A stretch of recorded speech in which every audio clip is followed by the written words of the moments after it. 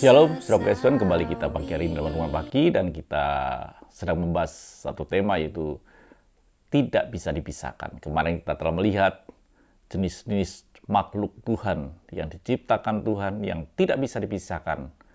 Baik itu ikan, baik itu yang di darat, dan tumbuh-tumbuhan.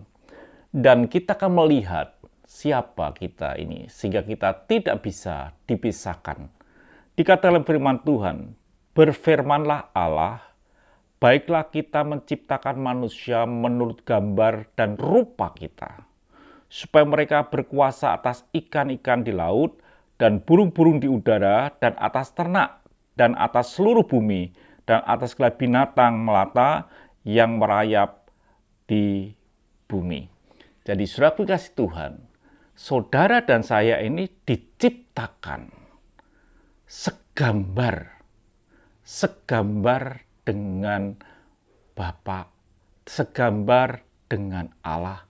Itu kita diciptakan. Jadi saudara Kristen, kalau kita ini diciptakan seperti itu, berarti hidup saudara dan saya tidak bisa dipisahkan. Hidup saudara dan saya tidak bisa terpisah dengan sumbernya yang disebut dengan Allah itu. Dikatakan dalam firman Tuhan, maka Allah menciptakan manusia itu menurut gambarnya. Menurut gambar Allah diciptakannya dia laki-laki dan perempuan diciptakannya mereka. Ini yang terjadi, saudara-saudara, bahwa kita ini betul-betul diciptakan segambar dengan Tuhan. Memang Tuhan menciptakan di mana dari debu tanah dibentuklah manusia. Itu hal-hal yang biasa saja, saudara-saudara. Hal yang biasa diciptakan, tapi belum ada apa-apa. Ketika manusia dibentuk dari debu tanah, belum terjadi apa-apa sampai Tuhan menghembuskan nafas hidup, baru dia itu menjadi makhluk yang hidup. Jadi saudara kasih Tuhan, artinya bahwa kalau kita terpisah dengan Allah, maka kita ini akan mengalami kematian.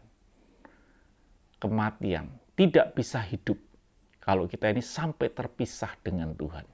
Jadi kita perlu dalam hidup ini, kita ini tetap ada bersama dengan Tuhan. Supaya apa? Saudara dan saya tetap hidup. Tidak terpisah dengan Tuhan. Bila hidup kita ini, hidup yang betul-betul, hidup yang benar-benar tidak terpisah dengan Tuhan. Dikatakan di dalam Kejadian 2 ayat yang ke-7. Ketika itulah Tuhan Allah membentuk manusia itu dari debu tanah. Memang kita dibentuknya dari debu tanah. Tapi itu belum terjadi kehidupan. Dan menghembuskan nafas hidup ke dalam hidungnya.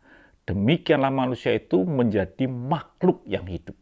Jadi kehidupan kita hari ini didasari dari nafas yang Tuhan hembuskan di dalam hidung kita. Dihembuskan di dalam hidup kita. Artinya hidup kita sebenarnya bukan dari oksigen yang ada di udara ini. Oksigen tetap ada, tetapi kita bisa mati. Kenapa? Allah tidak menghembuskan nafas itu di dalam hidup kita. Jadi saudara kasih Tuhan, ada satu bagian yang sudah disadari, saudara dan saya tidak bisa terpisah dengan Allah. Kalau terpisah, saudara akan mati. Tuhan memberkati. Terima kasih Bapa, bila kami tahu bahwa kami tidak bisa terpisah dengan Engkau. Kalau kami terpisah, maka kami